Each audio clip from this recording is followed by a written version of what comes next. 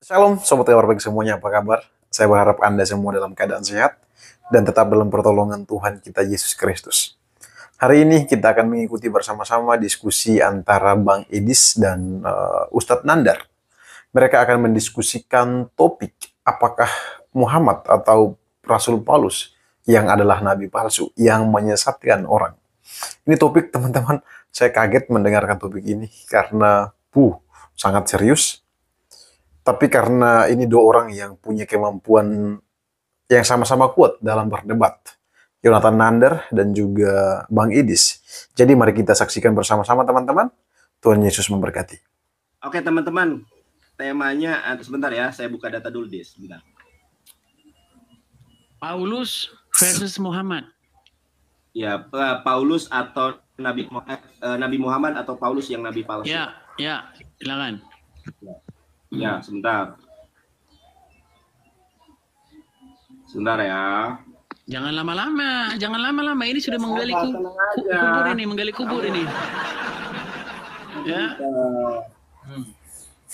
Sabar, tenang aja. Kalian ini sok-sok kenal Muhammad, padahal yang kenal Muhammad seperti anak sendiri saja orang Yahudi dan Nasrani. Sungguh kamu nekat, Nandar, nekat.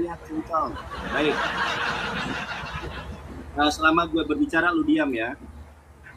Tema dari dia terus, pokoknya takut kalau di tema dari saya. Assalamualaikum, pada siang hari ini saya akan kembali membuktikan bahwa Kristen ini pengikut ajaran penyesat, yaitu si nabi palsu, rasul palsu dari Tarsus.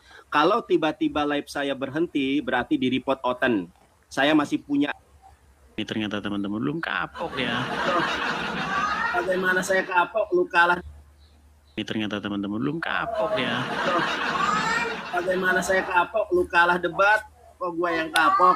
Belum Ayo kita kapok nih teman-teman. Nandar belum kapok juga teman-teman. Kita tertawakan dulu dia, kita tertawakan. Oke, karena kamu takut temanya dari saya, sekarang silakan temanya dari kamu. Karena kamu kan takut temanya dari saya, ya kan? Silakan tema dari kamu. Kok takut kemarin kan tema dari ente, kok gua yang takut? Enggak, ini kan tema dari kamu lagi. Tema dari kamu lagi kan? Karena kamu selama ini takut kalau temanya dari saya. Silakan. Baik, langsung saja ya. Oke teman-teman, temanya sebentar ya, saya buka data dulu deh sebentar. Paulus versus Muhammad. Ya, Paulus atau Nabi Muhammad atau Paulus yang nabi palsu. Ya, silakan. Ya, sebentar. Sebentar ya. Jangan lama-lama. Ini sudah menggali kubur ini. Ya. Sabar, tenang aja. Kalian ini sok-sok kenal Muhammad, padahal yang kenal Muhammad seperti anak sendiri saja orang Yahudi dan Nasrani. Sungguh kamu nekat, Nandar, nekat. Baik. Selama gue berbicara, lu diam ya. Tema dari dia terus, pokoknya takut kalau di tema dari saya. Assalamualaikum, pada siang hari ini saya akan kembali membuktikan bahwa Kristen ini pengikut ajaran penyesat, yaitu si nabi palsu, rasul palsu dari Tarsus. Kalau tiba-tiba live saya berhenti, berarti di report oten. Saya masih punya akun yang lain, jangan bilang saya kabur ya. Kalau saya tiba-tiba live berhenti lagi ngomong, berarti di report oten. Nah, di dalam Matius 7, Yesus mewasiatkan, memberikan notifikasi bahwa akan ada nabi palsu. Ini ya, waspadalah terhadap nabi-nabi palsu yang datang kepadamu. Ini terjemahan Gabrul ini teman-teman ya. Ini terjemahan LAI penyesat ini. Bukan kamu ini, kalian, yaitu para murid Yesus. Dengan menyamar seperti Kristen. Domba ini adalah manifestasi dari orang Kristen. Tetapi sesungguhnya mereka adalah serigala yang buas. Oke, saya baca di dalam bahasa Ibraninya ya. Hijaharu min nefi'ei hasyeker habaim alaihem. Akan ada nabi palsu yang datang kepada alaihem kalian. Bilbus kebasim yubetok tokam deebim torpim hem. Padahal mereka ini adalah serigala yang sangat buas. Siapa nabi palsu itu? Kita lihat di dalam Kisah Para Rasul 13 nomor ke-1 ya. Saya lupa hampir nih. Nah, teman-teman perhatikan ini ya. Di dalam bahasa Ibraninya neviim yumorim. Hayu Bekhila Asher be Antioquia, Barnaba, Shimon, Hanikra. Ada Simon yang disebut Niger ya. Hanikra Niger, Lukios, Hakireni, Menahem Asher, Gudal, Im, Horodos, Sarharoba, Pesaul. Saya baca dalam bahasa terjemahannya. Jangan nunduk kau ya. Pada waktu itu dalam jemaat di Antioquia ada beberapa nabi dan pengajar, yaitu Barnabas, Simon yang disebut Niger, dan Lukius orang Kirene, dan Menahem yang diasuh bersama dengan raja wilayah Herodes. Dan Saulus. Saulus adalah sebuah nama ketika dia belum bertobat, teman-teman ya. Kalau Paulus adalah nama setelah dia bertobat menurut versi Kristen. Ingat, ini yang perlu digarisbawahi. Saulus nama sebelum bertobat, Paulus nama setelah bertobat. Ketika dia menjadi Saulus, dia adalah nabi palsu. Inilah penyesat yang digadang-gadang akan datang kepada murid-murid Yesus. Matius 7 nomor 15. Kita lihat di sini ya. Di ayat ayat ke-18. Tidak mungkin pohon yang baik itu menghasilkan buah yang tidak baik, ataupun pohon yang tidak baik itu menghasilkan buah yang baik. Seperti kita tahu, si Paulus ini adalah pohonnya buruk. Dia ini anak haram. Dia ini anak pezina. Kenapa? Oleh karenanya tidak ada nasab dari Paulus. Kalau David ben Salomo ben David. Kalau Paulus, cari di dalam Alkitab tidak ada Paulus binti kan udah keripot dia kan. Ini seperti ini dia ngomong panjang lebar. Lihat tuh teman-teman, ya kan? Meninggal dia teman-teman, belum dia masuk ke pertempuran dia sudah meninggal. Aduh, nandar. Makanya jadi orang jangan menghujat, akhirnya kok jadi meninggal. Lihat teman-teman, tadi tangan saya hanya seperti ini ya. Dia akhirnya terpental sendiri kan? Ya karena mereka itu penghujat, jadi seperti ini. Akhirnya meninggal. Sudah frustrasi dia, sudah frustrasi. Berani-beraninya dia mengatakan kepada Rasul Paulus sesuatu yang tidak benar. Sungguh kamu nandar orang-orang yang nekat. Sungguh kamu orang-orang yang nekat. Lihat, kau memakan sendiri hasil dari omonganmu itu. Lihatlah. Ya kan? Aduh, hanya mengujarkan kebencian. Inilah akibat kau mengikuti, yaitu akibat kau yang mengikuti itu buahnya itu seperti itu. Ya kan? Kau diajari kebencian yang sangat-sangat luar biasa.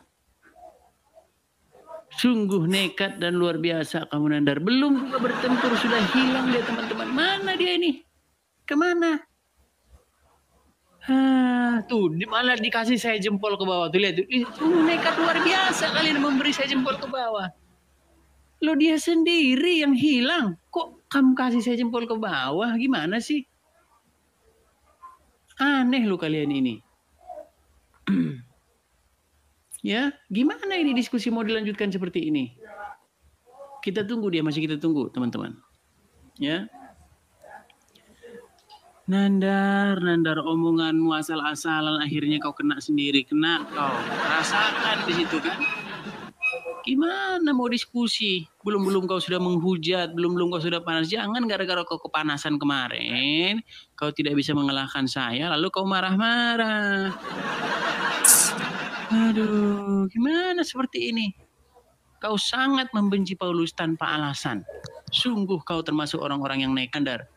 Edis, tolong kena kau kan? Ya, jangan main report dong, baru karena kau ngomong tanpa data. Udah. Okay.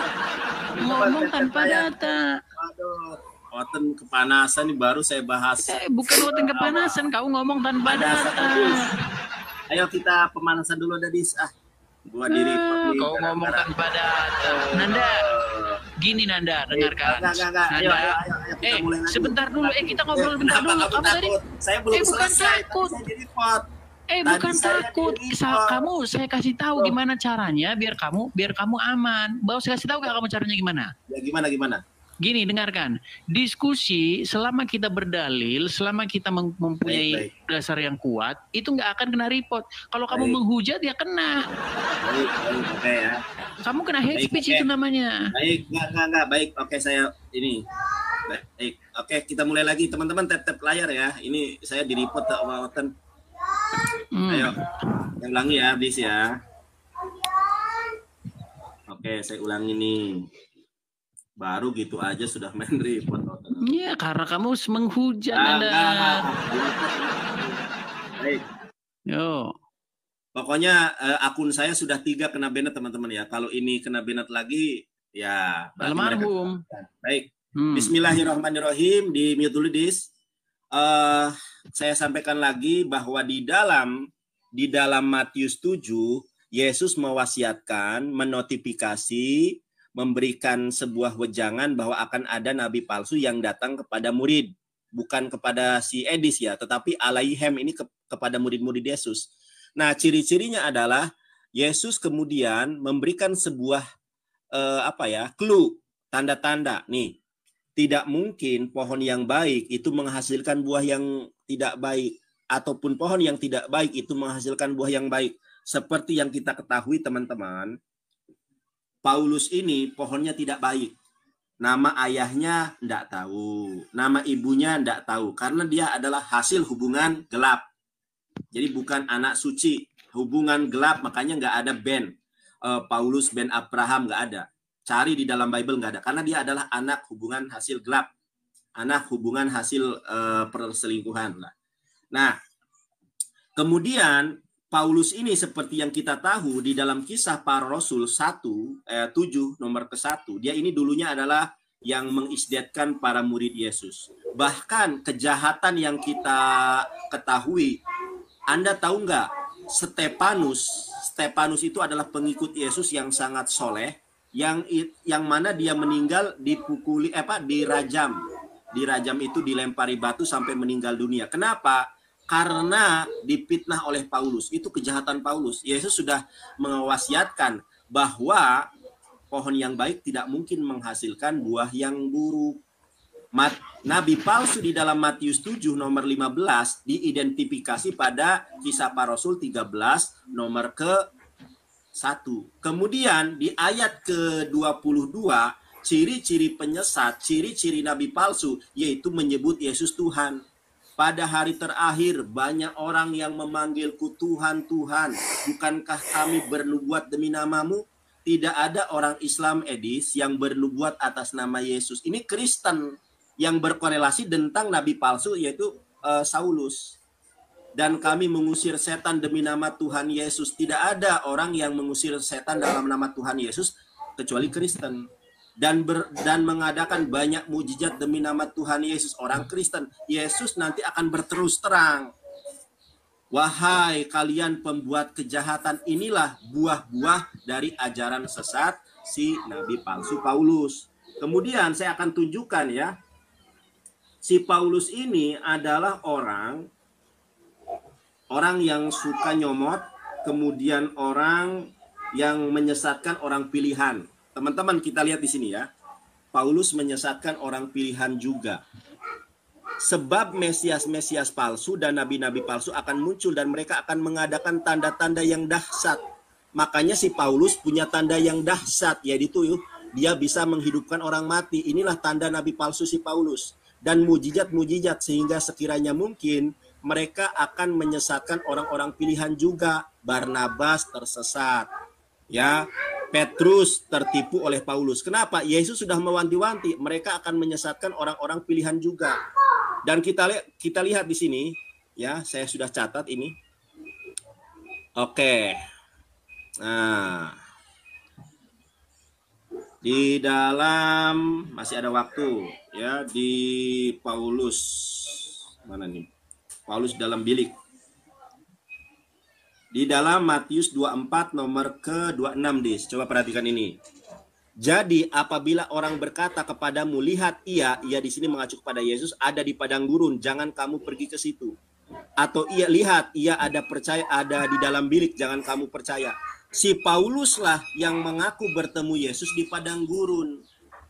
Karena ini adalah cerita dusta, Kisah Para Rasul 7 nomor 9 dengan Kisah Para Rasul 9 nomor 22 bertolak belakang. Kata si Paulus yang yang melihat aku, dia melihat cahayanya, tetapi tidak mendengar suaranya. Kenapa? Karena ini nabi palsu. Kemudian kata Yesus, dia akan, yang ada di dalam bilik jangan kamu percaya. Ternyata si Paulus di bilik penjara menulis kitab-kitab yang sekarang dianggap sebagai firman Tuhan oleh orang-orang Kristen. Padahal buatan dia sendiri. Inilah ciri-ciri nabi palsu yang tidak akan terbantahkan oleh siapapun di muka bumi. Edis jawab. Ya, silakan kasih waktunya Nandar. Ya. Saya pengen hari ini kita diskusi itu akademis Nandar ya, tidak hujat menghujat. Aku pakai data loh. Maksud saya itu buatlah, suguhkanlah sesuatu yang akademis Nandar. Jangan kau suguhkan cerita-cerita murahan. Baik, saya tanggapi. Giliran saya sekarang, jangan ngomong. Giliran saya jangan panik ya. Saya tanggapi satu persatu. Kamu mengatakan bahwasanya ayah Paulus tidak diketahui. Tidak diketahui atau tidak ditulisnya nasab dari Paulus, itu bukan berarti Paulus itu anak seperti yang kamu tuduhkan. Ini kamu menuduh tanpa dasar. Ya kan? Kalau kamu buka Quran Nandar, tidak akan pernah ada di situ Muhammad itu anaknya siapa. Tidak pernah ada. Lalu apakah saya mengatakan bahwa Muhammad itu anak dari seperti yang kamu tuduhkan kepada Paulus? Saya tidak seperti itu, dan orang Kristen tidak seperti kamu. Ajaran Kristen itu mulia, tidak seperti ajaranmu yang tukang fitnah seperti ini. Seharusnya kalau kamu menuduhkan itu anak zina atau tidak, lihat nih, saya bacakan dari Sirah Nabawiyah sendiri. Jadi Muhammad itu teman-teman, dia punya bapak namanya Abdullah. Abdullah itu juga punya bapak namanya Abdul Muthalib. Nah, Abdul Muthalib, Nandar, kamu dengar sini biar paham. Abdul Muthalib dengan Abdullah itu kan bapak dan anak. Mereka itu nikah di saat yang sama. Ya, jadi Abdullah dicarikan istri oleh Abdul Muthalib. Dapatlah Abdullah ini Aminah. Nah, ketika melamar Aminah ini, si Abdul Muthalib juga dapat istri namanya Hala. Nah, setelah pernikahan itu, konon kabarnya setelah pernikahan itu, tidak lama setelah pernikahan itu, meninggallah Abdullah katanya. Tetapi yang menjadi pertanyaan besar, umur anak dari Aminah, anak dari Abdullah, yaitu Aminah, dari istrinya Aminah, dengan anak dari Abdul Muthalib, dari istrinya yang bernama Hala, beda 2 tahun. Lebih tua anaknya Abdul Muthalib, yaitu Hamzah bin Abdul Muthalib. Ya ini harusnya menjadi pertanyaan, kalau begitu Muhammad itu anaknya siapa? Karena mustahil Muhammad anaknya Abdullah, sementara bapak mereka nikah di hari yang sama. Masa bapaknya nikah di hari yang sama, lalu suaminya Aminah meninggal, kok bisa-bisanya umurnya Muhammad lebih muda dari Hamzah? Ini yang harusnya kamu perhatikan. Itu aja kamu bingung, kamu nggak tahu itu apa, Nandar. Yang saya ceritain aja saya yakin kamu bingung, nggak tahu kamu apa. Menuduh itu pakai dalil, Nandar. Jangan asal-asal ngomong. Saya ulangi satu kali lagi, mungkin kamu nggak paham. Abdullah dan Abdul Muthalib menikah di hari yang sama. Abdullah menikahi Aminah, Abdul Muthalib menikahi Hala. Dari 2 pernikahan ini, Muhammad lahir dari Aminah dan Abdullah, Hamzah lahir dari Abdul Muthalib dan Hala. Tapi kok bisa umur Muhammad 2 tahun lebih muda daripada Hamzah? Padahal katanya setelah pernikahan itu Abdullah langsung meninggal. Tidak lama setelah itu. Anak siapa Muhammad, Nandar? Ya, anak siapa? Ini yang harus kamu pertanyakan. Muhammad itu anak siapa? Nah, kalau saya mau menuduhkan tuduhan seperti kamu, saya lebih pantas sebenarnya menuduh Muhammad itu, mempertanyakan Muhammad itu anak siapa. Masa Muhammad, suaminya sudah meninggal 2 tahun yang silam, kok bisa-bisa umur Muhammad lebih muda 2 tahun dari Hamzah? Itu yang harus kamu pertanyakan. Nah, kemudian tadi kamu mengatakan Paulus punya mukjizat. Paulus punya mukjizat justru itu membuktikan, Nandar, bahwa dia betul-betul diutus. Orang utusan Tuhan itu, Nandar, bukan seperti penjual cilok, Nandar. Ya, memang bisa ngaku-ngaku utusan Tuhan, harus ada tandanya. Tandanya itu adalah melakukan mukjizat. Paulus bisa membangkitkan orang mati. Muhammad, emang ada Muhammad membangkitkan orang mati, Nandar? Apa tanda dari Muhammad, Nandar? Jadi sebelum kita nggak jelas ke sana kemari, lebih bagus kita itu bicara kriteria. Kita kan sedang berbicara sosok Muhammad dan Paulus. Ya kan? Seharusnya kita bicara kriteria dulu. Kriteria, apa itu ciri-ciri nabi palsu? Satu, tidak punya mujizat. Dua, kalau ngomong salah. Ya kan? Di dalam Bible itu jelas. Ulangan 18 ayat 18. Jikalau dia mengatakan demi namaku sesuatu tapi tidak terjadi, maka itulah nabi palsu. Sudah dikasih tahu syaratnya. Nah, saya nanti akan tunjukkan itu kriteria-kriterianya. Bagaimana Muhammad tidak pernah berbicara atas nama Tuhannya bangsa Israel. Bagaimana Muhammad juga mengatakan sesuatu yang ternyata salah. Saya buktikan. Ya, itu dulu Nandar. Nah, lagi poin penting. Ini poin penting ya kepada semua teman-teman ya. Seandainya memang Paulus itu adalah seperti yang kalian tuduhkan, harusnya Allah dan Muhammad yang sudah ngomong duluan. Masa jadi kamu Nandar yang ngomong? Harusnya Allahmu yang ngomong. Inilah biang keladi yang merusak. Harusnya Muhammad ngomong, Allah ngomong. Masa mereka aja nggak ngomong kok kamu jadi ngomong, Nandar? Sungguh nekat yang sangat luar biasa kamu. Silakan. Edis, terima kasih. Aduh, Edis nih. Teman-teman, ini aku baru tap-tap layar baru 214K ya. Edis, lagi-lagi nggak bisa jawab pertanyaan saya. Oke, Des, mulai lagi. Gua babak belurin lo. Lo nggak lain dibahas, lain ditanya, lain dibahas lo. Inilah ya.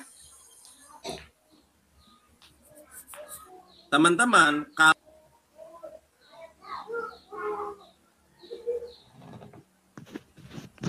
suara dia hilang, teman-teman. Di dalam Islam itu al-ilmu qoblal qaul wal amal. Berilmu terlebih dahulu sebelum berbicara dan beramal. Kalau Al-Qur'an ada asbabun nuzul. Kalau hadis ada asbabul wurud. Nabi Muhammad, ada seseorang yang dikatakan Edis itu tulislah apa yang aku katakan ketika aku marah, ketika itu terkait tentang berbicara tentang agama, ya. Jadi harus dibedakan, ada asbabul wurudnya kalau hadis. Nah, ini yang kamu tidak ketahui. Kalau kamu berbicara dengan muslim awam, mungkin kamu bisa membodohi. Kalau dengan saya, sorry loh ya. Nah, saya tidak membahas atas apa yang kamu tanggapi, atas apa yang kamu nyatakan. Ini pertanyaan saya, Edis. Masa kamu tidak bisa membuktikan bahwa si Paulus nabi asli? Matius 7, ini yang saya tanyakan tidak sama sekali ditanggapi. Karena memang benar si Paulus adalah nabi palsu, penyesat ulung, penipu. Nah, saya tunjukkan ya. Di dalam Matius 7 nomor 15, ini ada nabi yang mendatangi murid-murid Yesus nih. Habaim alaihem. Siapa nabi palsu yang mendatangi murid-murid Yesus? Sekarang saya tanya. Nggak dijawab. Sesungguhnya mereka adalah serigala yang buas, tetapi menyamar jadi Kristen. Ini siapa? Tolong identifikasi. Karena kamu tidak jujur di dalam menjawab, saya akan tunjukkan siapa nabi palsu yang dimaksud oleh Yesus di dalam Matius 7 nomor ke-15. Itu si Paulus. Karena si Paulus adalah nabi. Nih, si Paulus sebelum dia bertobat ala Kristen, dia adalah nabi loh teman-teman. Pada waktu itu dalam jemaat di Antioquia ada beberapa nabi. Langsung saja ya.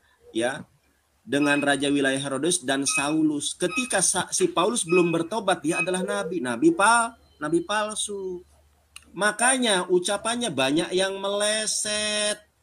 Bahkan orang-orang pilihan juga disesatkan oleh Paulus. Bahkan Paulus adalah penyesat. Nah, ini saya tunjukkan ya, si Paulus ini penipu ya. 2 Korintus 12 nomor 16. Coba kamu perhatikan ini, Edis. Inilah Paulus adalah penipu ditutupi oleh LAI. Ini ya, teman-teman, kita lihat 2 Korintus 12 nomor 16. Baiklah, aku sendiri tidak merupakan suatu beban bagi kamu. Tetapi kamu katakan dalam kelicikanku, aku menjerat kamu dengan tipu daya. Orang yang cerdas, tolong nih ya, 375 di tempat saya, di tempat Edis, cari nih, kamu katakan dalam bahasa Yunaninya apa? Ini nggak pernah ada nih. Ini tambahan dari LAI. Baiklah, aku sendiri tidak merupakan suatu beban bagi kamu. Tetapi kamu katakan, di dalam bahasa Yunaninya nggak ada. Jadi ayat ini tidak ada di sini nih. Kamu katakan ini. Kalau tidak ada, palsu ban. Baiklah, aku sendiri tidak merupakan suatu beban bagi kamu. Tetapi dalam kelicikanku, aku menjerat kamu dengan tipu daya. Ini nabi palsu menjerat dengan tipu daya. Di dalam bahasa Yunaninya nggak ada kamu katakan. Saya baca ya. Esto de ego Aukate baresa hiumas al-yufar konvanorgos dolo hiumas elabon. Bahasa Yunani bisa baca, bahasa Ibrani bisa baca, bahasa Arab bisa baca. Nah, kita tunjukkan di dalam Roma 3 nomor 7, si Paulus ini pendusta. Roma 3 nomor ke-7. Ya, masa pendusta jadi nabi? Tetapi jika kebenaran Allah oleh dustaku semakin melimpah bagi kemuliaannya, mengapa aku masih dihakimi sebagai orang berdosa? Makanya banyak Kristen yang ngaku mantan Islam. Si Edis aja dulu waktu zaman 2013 teleponan sama saya ngakunya mantan Islam. Padahal dia adalah Kristen dari Orok. Kenapa? Karena terinspirasi dari si Paulus. Berdusta itu tidak berdosa dalam ajaran si Paulus. Inilah pendusta, inilah Lucifer. Kamu, saya tanya, oke, kembali ke pertanyaan saya ya. Jangan sampai kamu nggak bisa membuktikan si Paulus adalah Rasul asli, tapi si Paulus adalah Rasul palsu. Matius 7 nomor 15 ya. Ini tolong dipahami nih. Matius 7 nomor 15 kamu jawab ya pertanyaan saya. Semua pertanyaanmu saya jawab. Nih, saya tanya lagi sekarang ya. Siapa nabi palsu yang mendatangi murid-murid Yesus dan menyamar jadi Kristen? Siapa? Tolong disebutkan ayatnya. Tolong, kalau bukan Paulus disebutkan di mana? Karena Kisah Para Rasul 13 nomor 1, ternyata ini adalah si Paulus. Tolong jangan Anda melebar kemana-mana. Kalau tidak sanggup, katakan tidak sanggup. Memang tidak ada Kristen yang sanggup mengalahkan saya. Cari Kristen yang hebat. Babak belur semua lawan saya. Ya. Nih, begini caranya berdebat, ada data. Bukan hanya ngomong tanpa data. Baik, silakan kasih waktu Nandar. Oke, jangan takut lo jawab pertanyaan saya ya. Ya, mana? Ayo. Mana waktunya? Ya, silakan. Mana waktunya? Nggak ada. Udah jangan takut lo, jawab. Oke, baik. Terima kasih Nandar ya. Karena tadi seperti janji saya Nandar ya, saya akan buktikan ya. Semua yang kamu baca itu semuanya hanyalah cocokmologi. Jadi nggak ada yang perlu saya tanggapi ya. Kalau kamu mau mengatakan itu, tunjukkan. Jangan tebak-tebakan seperti itu. Nah, sekarang saya nggak mau tebak-tebakan. Saya tunjukkan ayat dari kamu. Jadi teman-teman muslimku semua, karena Nandar nggak tahu apa-apa, jadi saya anggap aja dia nggak ada. Saya ngomong sama kalian yang penontonnya Nandar ya, penonton Nandar. Perhatikan, Sahih Muslim 4862. Jadi disampaikan Ibnu Abbas ketika Nabi selesai membaca surat An-Najm, Nabi bersujud dan orang-orang muslim, musyrikin dan jin dan umat manusia ikut bersujud bersama. Disinilah momen bagaimana Muhammad dan orang musyrik sujud bersama-sama Nandar. Kapok kamu Nandar, kapok kamu. Ini sudah saja dibukti. Di saat Muhammad jadi nabi, dia pernah sujud bersama orang-orang musyrik. Karena apa? Karena setan memasukkan wahyu dan Muhammad itu mengira wahyu Allah padahal dari setan. Itu ada di tempatmu. Makanya Salman Rushdie nulis ayat-ayat Saiton. Karena memang kalian tukang kejang, ya akhirnya kalian demo bersilit-silit, ya demo kalian bersilit halal laranya padahal itu ada. Lalu turunlah ayat untuk meralat atau untuk membela Muhammad seperti biasa Nandar ya. Turun ayat, kamu mana tahu ini Nandar. Nih, turun ayat untuk membela Muhammad atas kejadian itu. Perhatikan. Quran surat ke-22 ayat ke-52. Saya bacakan Nandar biar kamu tahu. Ini ayat untuk membela kesalahan Muhammad itu. Nih. Tidak pernah kami mengutus seorang rasul ataupun nabi sebelum dirimu, melainkan ketika ia membacakan wahyu, setan melemparkan suatu kebohongan ke dalamnya, namun Allah membatalkan apa yang telah setan lemparkan tersebut. Lalu Allah mengukuhkan ayat-ayatnya, dan Allah Maha mengetahui lagi Maha bijaksana. Udah telat Anda, udah telat. Udah sempat setan memasukkan ke dalam hati Muhammad sehingga Muhammad bersujud bersama orang-orang musyrik tentang Allah Ta'ala Uzza dan Al-Manat. Ya. Nandar, kamu tahu ini? Kamu sibuk cocokmologi terus, makanya Nandar sampai lupa kamu ayat-ayat itu. Nandar, itulah satu bukti Nandar kepalsuan nabimu. Ya. Katanya ngomong, jikalau kamu panggilkan jin, ya manusia berkumpul bahkan jin, buatlah ayat semisal Al-Quran itu. Ternyata bisa setan bikin. Ternyata setan bisa bikin dan Muhammad mengira itu wahyu, Nandar. Makanya dia sujud bersama orang-orang musyrik. Catat. Ulama yang nonton ini, catat. Sahih Bukhari, ya saya bacakan. Sahih Bukhari 4862. Saya ulangi lagi. Sahih Bukhari 4862. Bagaimana Muhammad sujud bersama orang-orang musyrik. Ya. Nih. Jadi kalau kalian baca di dalam tafsir At-Tabari dan Jalalain, pada tafsir-tafsir itu ya dan berbagai sumber muslim lainnya, hal ini terjadi pada saat Muhammad menyampaikan ayat 19. Terima kasih teman-teman. Dan 20 dalam surat An-Najm yang berikut. Pernahkah kalian memikirkan Alat dan Al-Uzza, Al-Manat, ketiga atau yang satunya? Jadi setan membisikkan kepada Muhammad kalimat yang justru memuja ketiga dewi kaum musyrikin tersebut, sehingga Muhammad menganggap bahwa kalimat setan itu adalah sebagian dari ayat Al-Quran yang kemudian disampaikan oleh Muhammad kepada khalayak ramai. Isinya adalah mereka adalah burung-burung bangau yang terbang tinggi, syafaat dari mereka sungguh sangat diharapkan. Ternyata pada malam harinya Jibril datang dan mengabari Muhammad bahwa setan telah menyelipkan kata-katanya darinya menjadi wahyu yang telah ia sampaikan. Dalam riwayat Ibnu Ishaq, Muhammad dikabarkan merasa sedih atas kejadian itu. Namun beberapa saat kemudian kesedihannya menghilang. Tuhan meyakinkannya dengan membatalkan ayat-ayat itu. Turunlah tadi ayat yang saya bacakan tadi. Tidak pernah kami mengutus seorang Rasul pun ataupun Nabi sebelum melainkan setan telah memasukkan ke dalam hatinya sehingga dia mengira itu. Lalu dibatalkan. Nandar, tunjukkan Nabi siapa yang pernah seperti itu selain Muhammad, Nandar. Udahlah Nandar, itu akal-akalan aja Nandar, udahlah. Ya, udahlah saya tahu di dalam hatimu itu kamu udah gak percaya lagi Quran. Cuman berhubung kamu masih banyak sultan-sultan yang memberi kamu duit, nanti kamu bilang, aduh istriku nanti kalau kita masuk Kristen ikut Tuhan Yesus, nanti kita makan apa? Udah, gampang Nandar, ya ikut saya gampang, apa-apa. Saya nanti kita kerja bareng, ya cari uang bareng Nandar. Gak usah khawatir masalah makanan. Ikut Tuhan Yesus pasti selamat Nandar ya. Udah hatimu jangan kau tipu-tipu lagi. Jangan kau tipu hatimu. Nangis kau hari ini, nangis. Waktunya sudah habis. Saya ini giliran saya. Nangis kau Nandar hari ini, nangis. Waktu sudah habis, giliran saya. Jawab itu nanti, pasti nggak berani kau jawab itu. Ngeles kau nanti, cocok mologi kau nanti. Ya, si Edis ternyata tidak sanggup menjawab pertanyaan saya. Siapa nabi palsu yang mendatangi murid-murid Yesus yang menyamar seperti domba? Kemudian dia membahas Al-Quran dengan hadis-hadis PDF, dengan hadis-hadis palsu, tidak menunjukkan data. Teman-teman ingat loh ya, kalau saya cuma baca, saya bisa baca dong. Nih, saya bacakan ya, Yesus berdosa misalnya. Kalau Yesus tidak suci, saya bisa. Yesus itu berdosa.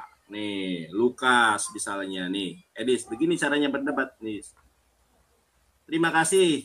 Lukas 15 nomor 18, Yesus itu pendosa, bukan orang suci ya. Cuma aku akan bangkit dan pergi kepada Bapakku dan aku berkata kepadanya, Bapa, aku telah berdosa. Yesus itu pendosa, kenapa disembah?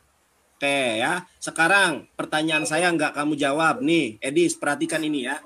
Perhatikan ini. Ternyata Bapak Sorgawi itu adalah si Paulus. Coba perhatikan nih ya. Sebab sekalipun kamu mempunyai beribu-ribu pendidik dalam Kristus, kamu tidak mempunyai banyak bapa. Karena akulah yang dalam Kristus yang telah menjadi bapakmu oleh Injil. Ternyata si Paulus mengaku sebagai Yahweh. Ternyata si Paulus mengaku sebagai Yahweh, Tuhan Bapa, Allah Bapa di sorga. Kenapa? Karena si Paulus mengaku sebagai Bapa yang di sorga. Kita lihat ucapan Yesus ya teman-teman ya. Dan janganlah kamu menyebut siapapun Bapa di bumi ini, karena hanya satu Bapakmu yaitu di sorga. Nah, si Paulus menentang ucapan si Yesus, yang menentang ucapan Nabi Isa. Mohon maaf, menentang ucapan Yesus. Si Paulus mengaku sebagai Bapa, karena akulah yang dalam Kristus Yesus telah menjadi Bapakmu. Padahal Yesus jangan menyebut siapapun Bapa di bumi ini. Makanya si Paulus adalah nabi palsu karena perkataannya merombak, menentang Matius 23 nomor 9, jeder. Kamu membawa ayat-ayat palsu. Saya membawa ayat-ayat yang dipercaya oleh orang Kristen. Nih, saya tunjukkan bahwa Yesus itu digendong oleh iblis ya. Matius 4 nomor 1. Saya tunjukkan kepada Anda. Yesus itu bukan dihinggapi iblis, bukan. Digendong oleh iblis. Nih, coba perhatikan ya. Matius 4 nomor 1. Maka Yesus dibawa oleh roh ke padang gurun untuk dicobai iblis. Ini roh di sini roh siapa, saya tanya kepada Anda. Kenapa Roh Kudus bekerja sama dengan iblis? Yang ditipu oleh iblis ternyata bukan hanya Yesus, tetapi Roh Kudus juga nih. Maka Yesus dibawa oleh Roh Kudus ke padang gurun untuk dicobai iblis. Kok bisa ini? Roh Kudus bersinergi, berkolaborasi dengan iblis. Kita baca juga di dalam Lukas kalau nggak percaya. Lukas 4 nomor 1. Jangan tertunduk kau. Ya. Nih, Anda baca Lukas 4 nomor 1. Yesus yang penuh dengan Roh Kudus kembali dari Sungai Yordan lalu dibawa oleh Roh Kudus ke padang gurun. Disitulah ia 40 hari lamanya dan dicobai iblis. Selama di situ ia tidak makan apa-apa.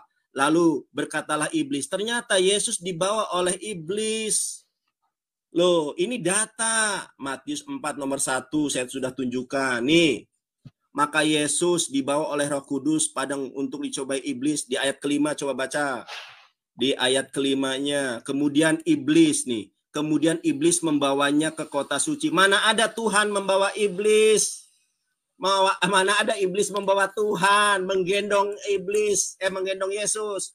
Kemudian iblis membawanya ke kota suci. Ini saya tanya kepada Anda, bagaimana iblis membawa Yesus? Iblis ini ternyata menggendong Yesus. Kenapa Yesus digendong? Karena Yesus kelaparan, Edis. Makanya dia mengutuk pohon ara. Ketika dia mengutuk pohon ara, dia kelaparan 40 hari sudah berpuasa. Karena nggak mampu berjalan, digendong oleh iblis. Masa Tuhan digendong oleh iblis? Matius 4 nomor ke-5. Sudah saya katakan tidak ada orang Kristen yang sanggup mengalahkan saya. Bukan karena saya hebat, tapi karena kebenaran Islam. Al-Islamu ya'lu wa la yu'la alaihi. Ya, takabur lil mutakabir sodako. Sekarang pertanyaan saya tolong jawab.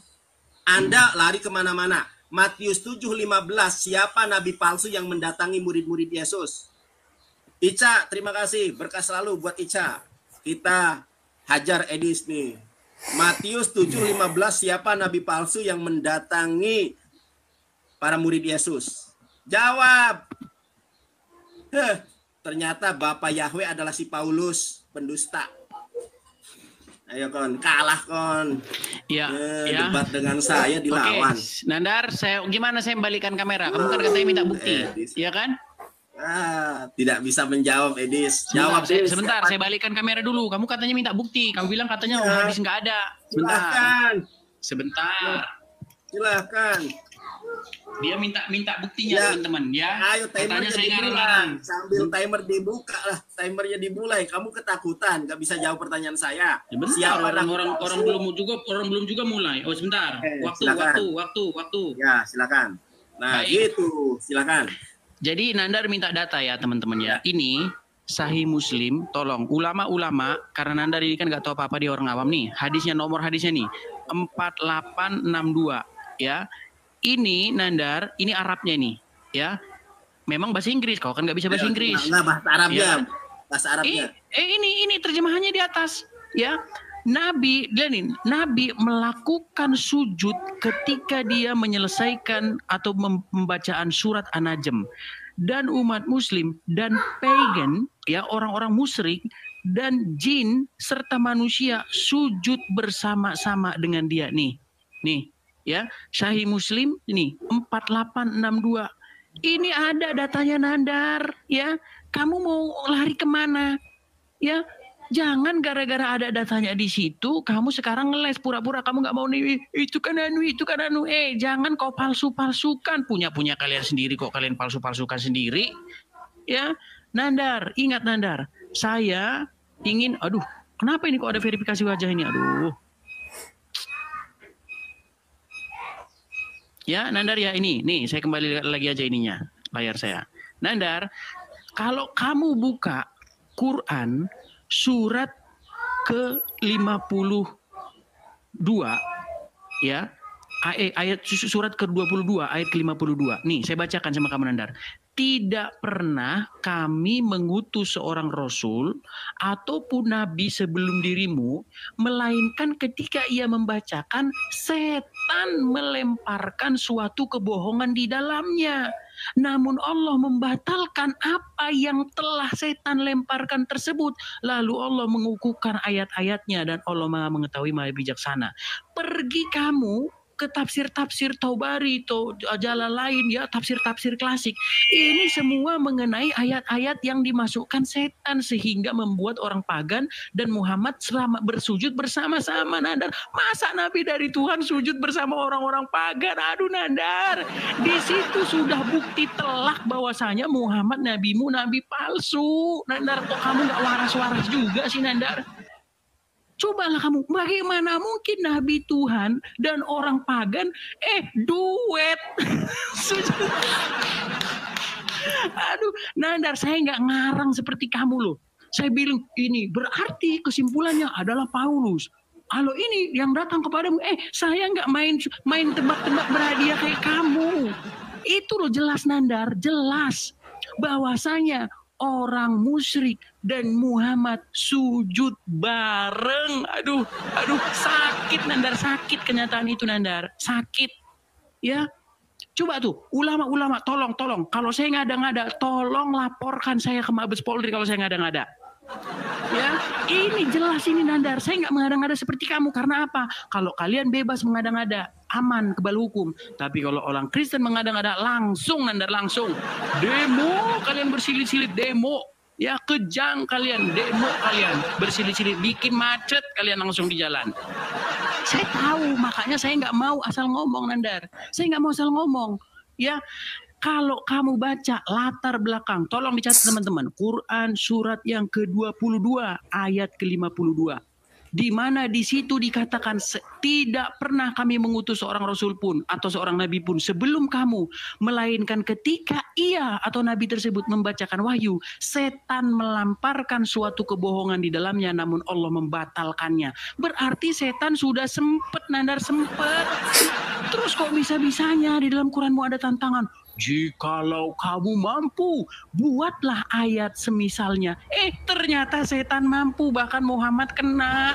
Aduh Nandar, itulah yang membuat Muhammad sempat sujud bareng bersama dengan pagan-pagan Quraisy. Aduh Nandar, sungguh kamu benar-benar orang yang nekat Nandar. Saya minta sama kamu Nandar, bertobat Nandar. Saya tahu Nandar, di dalam hati kecilmu saya tahu bahwa di dalam hati kecilmu sebenarnya saya udah nggak percaya lagi sama Islam Edis. Tapi gimana? Soalnya saya masih nunggu Sultan ngasih saya koin. Kamu jujur Nandar, ngaku kamu jujur. Saya tahu di dalam hati kecilmu kamu udah nggak percaya lagi dengan Islam. Kamu udah nggak percaya lagi dengan dongeng-dongeng. Saya tahu di dalam hatimu. Tapi berhubung banyak sultan yang ngasih kamu koin, kamu masih di situ Nandar. Nandar, percayalah, hidup bukan hanya di dunia ini saja. Kita percaya dengan hari kebangkitan. Ayo ikut Yesus Nandar, bertaubat. Ya kan? Yesus kan kamu selalu memuja-muja, kami mengikuti Yesus. Buktikan dong, ikut Yesus. Ya, biar jadi evangelis betulan. Ya, ayo, kejang kau Nandar, kejang. Nangis dia, nangis. Masih kau mau datang besok? Masih kau mau datang besok? Jadi gua ajari cara jawab berdebat. Lu nggak bisa menjawab pertanyaan saya. Ayo mulai lagi. Ayo, takut kau. Mana? Belum ada. Ya udah, ayo. Loh. Mana? Belum ada di sini. Ayo, udah, terima. Nah, si Edis tidak sanggup menjawab pertanyaan saya. Di dalam Bible, teman-teman, Yesus dibawa oleh iblis dengan cara digendong, nggak dijawab. Matius 7 nomor 15 nggak dijawab. Dia menampilkan sebuah hadis, hanya judulnya di atas bahasa Inggris, nggak disebutkan matanya secara jelas. Edis, yang namanya bersujud dimanapun boleh Edis, karena semua ini adalah masjid. Yang nggak boleh menjadi tempat sujud adalah kuburan dan WC. Di mana dalilnya? Jadi orang-orang musyrik itulah yang mengikuti Nabi Muhammad bersujud. Kamu bawa hadis cuma judulnya doang. Nih, saya mah Ibrani bisa baca, Yunani bisa baca, Arab gundul bisa baca. Nih saya bacakan kepada Anda. Ya dalilnya. Kamu ditanya apa, jawab kemana-mana. Nih, An Abi Sa'id Al-Khudri radhiyallahu an marfu'ah al-ardi kullahu masjid illa makbaroh wal hamam. Artinya apa? Dari Abu Sa'id Al-Khudri radhiyallahu an secara marfu, bumi itu semuanya adalah masjid. Anda tahu masjid tempat sujud selain kuburan dan kamar mandi. Di sini riwayatnya apa? Sahih. Nih caranya berdebat begitu. Jangan cuma di bawah judulnya doang, dibaca yang lengkap dong. Nih kayak gini. Ini cuma di bawah, di atasnya misalnya akidah, iman, wajib, dia narasi sendiri. Kalau saya baca Arabnya, baca terjemahannya, bisa baca Arab. Kamu nggak bisa baca Arab. Saya bisa baca Arab, bisa baca Ibrani. Loh, kalah jauh kelasnya, bro. Gua mah Ibrani bisa baca, Yunani bisa baca, Arab bisa baca.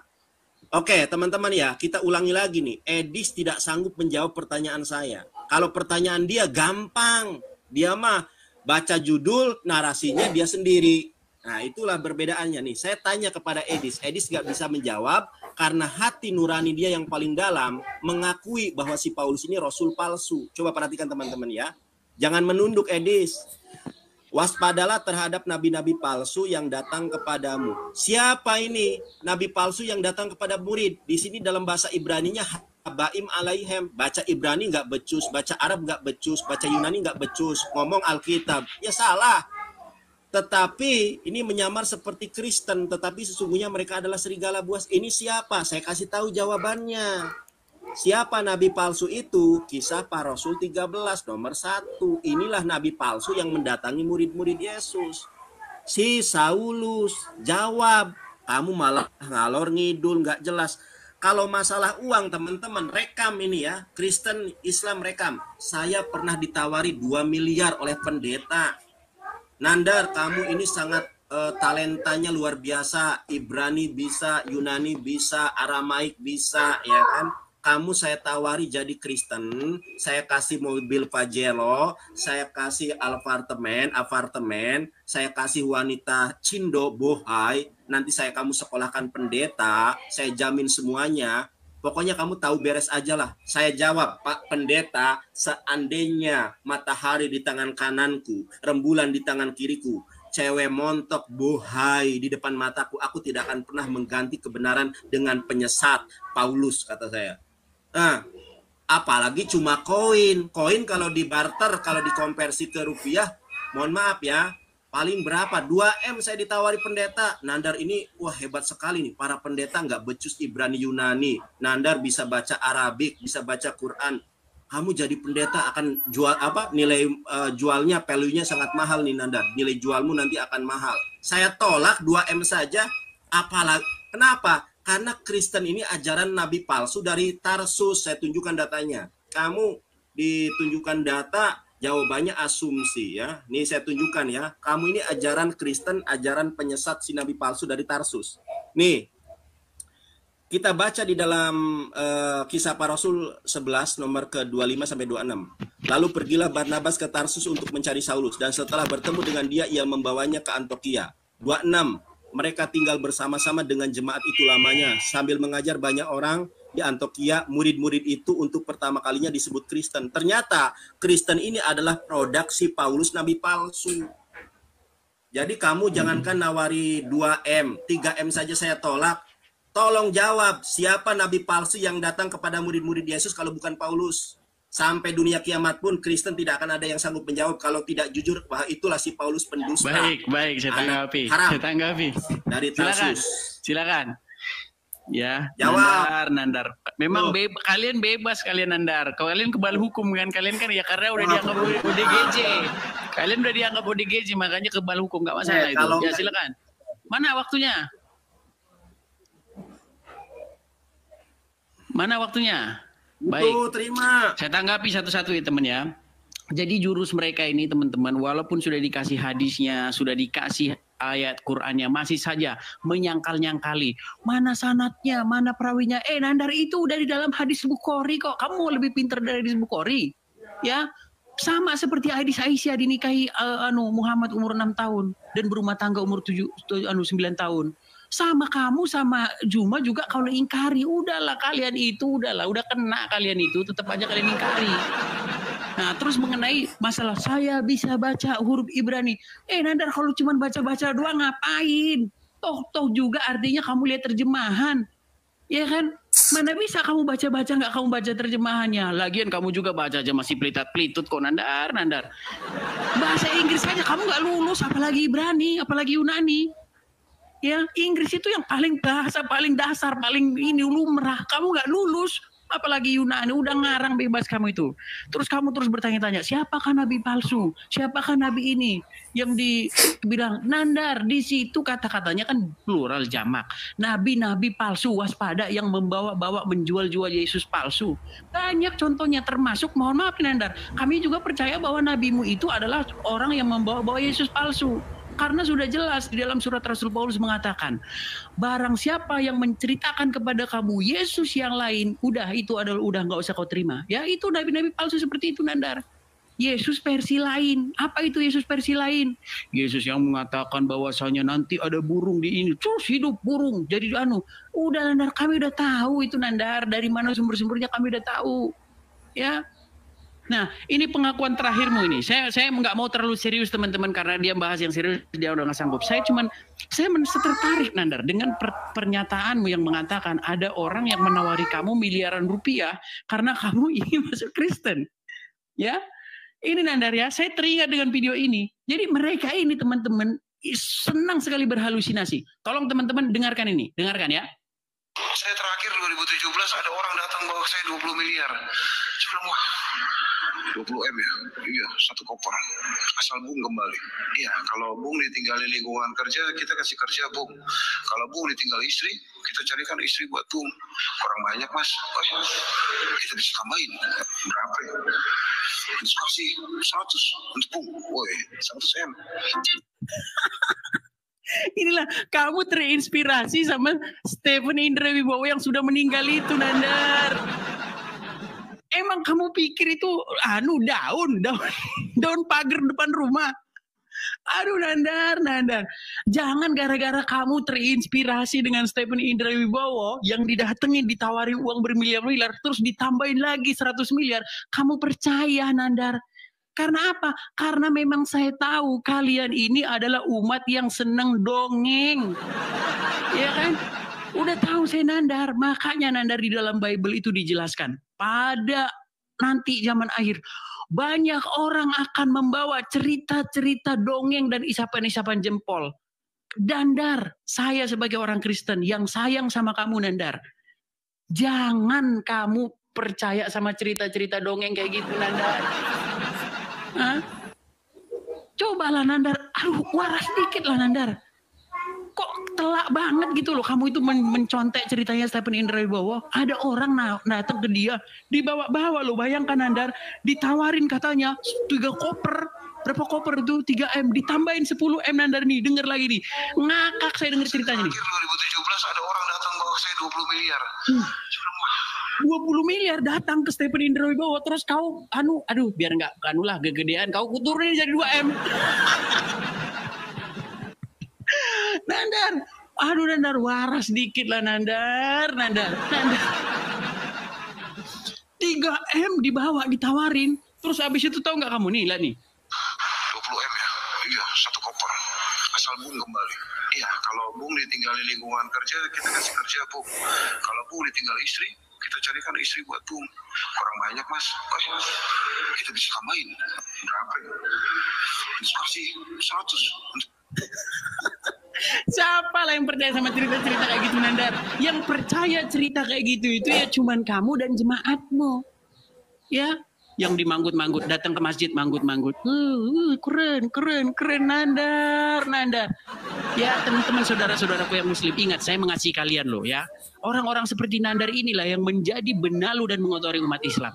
Ya, saya sayang sama kalian umat muslim. Ini seperti Nandar ini yang mengotori umat muslim. Nama aja palsu, Yonatan Nandar. Nama kekristen-kristenan, sok-sok jadi penginjil.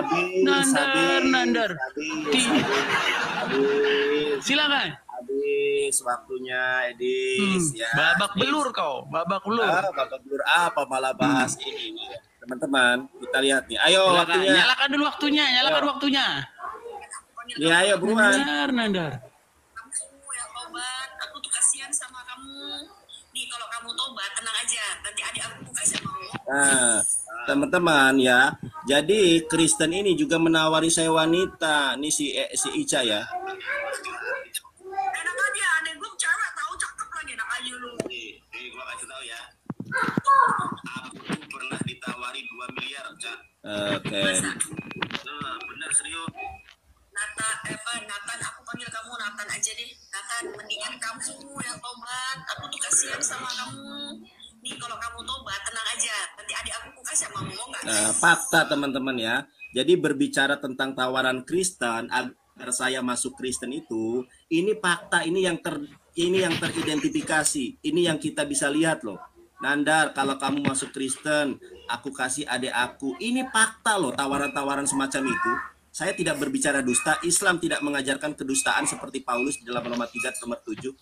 Si Edis tidak sanggup menjawab pertanyaan saya. Edis, kamu itu malah membahas 2M, 3M. Memang orientasimu itu hanya duit. Saya kalau memang mau cewek bohai, bisa saya dapat kalau saya masuk Kristen. Tapi saya buat apa sih? Ya itu agama sesat. Apa ini? Nih, Edis. Saya nggak ada gunanya deh berlama-lama dengan kamu nggak sanggup menjawab pertanyaan saya. Nih Dis, perhatikan Dis ya. Nih aku kasih tahu kamu Dis, biar orang-orang Kristen paham ya. Ini kan saya baca dalam bahasa Ibrani. Kamu kamu menghina saya, katanya Ibrani saya begini dan begono. Sedangkan kamu sendiri nggak bisa baca. Gimana kamu bisa menilai saya? Nih di dalam bahasa Ibraninya, hija haru min nevi hasyeker habaim alaihem. Akan ada nabi yang datang kepada kalian, ini para rasul, ini para murid Yesus, bilbus kebasim, yang menyamar seperti domba. Sejak kapan Nabi Muhammad menyamar seperti domba? Sejak kapan Nabi Muhammad mendatangi murid-murid Yesus? Yu betok tokam zeebim torfim hem. Padahal mereka ini adalah serigala buas. Ini ada beberapa ciri nih. Menyamar seperti domba, datang kepada kalian menyamar seperti padahal dia adalah serigala buas. Menyamar seperti domba. Ada lanjutannya nih. Ada lanjutannya. Lanjutannya ini banyak nih. Dari ayat 16, 17, sampai 18. Yang lebih klimaks, ini satu perikop loh. Ternyata Nabi palsu itu mengajarkan untuk menyebut Yesus Tuhan. Siapa ini? Ini satu perikop loh teman-teman. Nah ini perikop baru ya. Kalau yang ayat 24 perikop baru. Coba baca dari ayat 15 sampai 23. Ini berbicara tentang nabi palsu yang mengajarkan Yesus Tuhan. Siapa nabi palsu tersebut? Yaitu Paulus. Kisah para Rasul 13 nomor 1. Kamu nggak bisa bantah ini. Karena memang si Paulus adalah pendusta dan nabi palsu. Saya tunjukkan berbagai macam kedustaannya. Dia pendusta. Tadi Roma 3 nomor 7. Roma 3 nomor 7 dia pendusta Dis. Nih. Ini dia pendusta. Ya, catat. Dia adalah penipu. 2 Korintus 12 nomor 16. Dia penipu. Nih, bahkan ditambahkan ayat palsu, ayat sisipan. Kemudian banyak sekali ya. Dia nubuatannya tidak tergenapi. Nih, Paulus menyesatkan orang pilihan. Paulus merampok. Kemudian banyak sekali nih. Ya, Paulus ramalannya meleset. Ini ciri nabi palsu ini, ramalannya meleset. Kok kamu menolak kebenaran bahwa si Paulus adalah nabi palsu? Saya tidak mau berlama-lama lah. Teman-teman biarkan memilih mana yang berdata. Kalau saya semuanya data Alkitab, baca Ibrani, baca Yunani, baca Arabik. Edis cuma ngalor ngidul, nggak ada data. Sekalinya nunjukin data sekali, ternyata cuma judul yang dibaca, Arabnya nggak dibaca, terjemahannya nggak dibaca. Nggak ada level Dis. Kamu tuh level rendah. Nih, gua tantang nih ya, debater Kristen yang paling hebat di muka bumi, debat dengan saya. Tidak ada orang Kristen yang sanggup mengalahkan saya. Edis saja sama saya babak belur. Dia itu bisanya bertanya, ditanya, nggak ada jawaban, nggak ada data. Nabi palsu yang mendatangi murid Yesus kok Nabi Muhammad. Sejak kapan Nabi Muhammad mendatangi Yesus? Murid Yesus. Babak belur loh. Teman-teman terima kasih semuanya ya. Saya rasa selesai lah. Kalau Anda simpulannya silakan Anda yang menyimpulkan ya. Edis ditanya apa, jawab apa, Dis. Edis, terima kasih ya. Di sini sudah zuhur. Kau tadi pertama pembukaan, harusnya saya penutup ini. Kabur nih, mau lari. Oke, silakan. Lari dia. Lari dia. Silakan Anda nutup. Oke, Anda 5 menit nutup ya penutupannya. Silakan, mana waktunya? Kasih saya. Ya, silakan. Sebentar ya. Ya, akhirnya teman-teman Nandar menyerah ya, teman-teman ya. Nyerah, lu gak ada ilmu. Ini giliran waktu saya ngomong. Katanya tadi kamu sudah. Katanya kamu sudah. Ya, sudah. Oke. Baik. Ya, teman-teman muslimku ya, jangan salah paham teman-teman muslimku ya. Banyak teman-teman saya, saudara-saudara saya muslim di sana yang baik-baik. Nah, orang-orang seperti Nandar inilah ya yang justru mencoreng Islam. Namanya saja sudah evangelis Yonatan Nandar. Namanya saja sudah palsu. Palsu bin tidak original. Nama aslinya Endang Sunandar, tapi pakai nama Yonatan Nandar. Biar apa? Biar dikira orang bahwa dia mualaf, padahal tidak. Kan sengaja itu intrik. Karena apa? Karena kalau nggak mualaf, nggak laku. Teman-teman nggak laku. Kalau mualaf, laku keras dibawa ke masjid, ke ceramah di mana-mana ya teman-teman ya. Karena begitu teman-teman. Karena apa? Karena kalau mualaf pasti dibilang cerdas. Kalau Islam dari lahir katanya nggak tahu apa-apa. Ya ini seperti ini. Kasihan ulama-ulama yang belajar, yang tinggi-tinggi sekolah-sekolah, ya disalib sama ulama, sama mualaf-mualaf. Karbitan yang baru masuk Islam kemarin sore sudah ceramah, dikasih ceramah. Ini, ya kan? Yang berilmu jadi tidak sempat ngomong. Kalah oleh pamor, padahal isinya kosong. Ini teman-teman, hadis yang saya katakan dibilang katanya PDF. Hanya ditunjukkan, Nandar, sudah saya tampilkan tadi di layar, silakan dicek lagi, video tersimpan. Kok bisa-bisanya kamu katakan itu? Ada ayat Qur'annya, dasar ayat Qur'annya ada. Yang mengatakan bahwa tidak ada seorang Rasul dan Nabi pun ketika dia membacakan ayat-ayat, lalu setan memasukkan, menyelipkan sesuatu di dalamnya. Jelas. Itu Salman Rushdie yang menulis buku ayat-ayat setan bukan tanpa alasan, Nandar. Bukan tanpa alasan, nggak muncul begitu saja. Tolong dong kamu jawab. Sajikanlah yang akademis, Nandar. Orang bosen loh nontonnya kayak gini. Ya kan? Yang akademis jangan cocokmologi kayak gitu. Masa kamu cocok-cocokkan? Ingat loh Nandar, kalau memang Paulus itu adalah orang yang merubah-rubah ajaran Kristen, yang mengada-adakan ajaran Kristen, harusnya Tuhanmu ngasih tahu. Iya kan, karena visi misinya katanya ingin meluruskan ajaran sebelumnya. Tapi lupa siapa yang ngomong merubah-rubah. Kan aneh ajaran seperti itu. Apa susahnya bagi Allah? Dan Muhammad ngomong, inilah orang yang telah merubah-rubah. Terpental dia lari teman-teman. Lari dia teman-teman, lari. Lari dia teman-teman. Tidak tahan kupingnya teman-teman, tidak tahan. Ya, saya ceramahi dia. Tahan dia mendengar ceramah saya. Karena apa? Karena ceramah saya ini pedas bin sambel, teman-teman. Tidak tahu dia bahwa ceramah saya ini bercampur merica dan cabai rawit. Tidak ada yang sanggup. Cuma saja gurunya kalau sudah saya ceramai, nangis dia nangis. Karena apa? Karena pedas. Ya, bermulut pedas. Baik teman-teman semuanya, kita sudah menyaksikan diskusinya. Silahkan untuk teman-teman yang mau memberikan komentar. Ingat selalu menggunakan kata-kata yang sopan, hindari untuk saling menghujat satu sama yang lain, karena ini adalah ruang diskusi di mana narasumber dari Kristen dan juga Islam sama-sama memberikan, memaparkan materi mereka masing-masing. Silahkan kita sebagai pendengar memberikan kesimpulan kita atau pendapat kita. Tentu semua diskusi yang diadakan di room-room Kristen maupun Islam itu bertujuan untuk memberikan edukasi kepada kita semua. Baik teman-teman, hanya ini yang dapat saya sampaikan. Tuhan Yesus memberkati.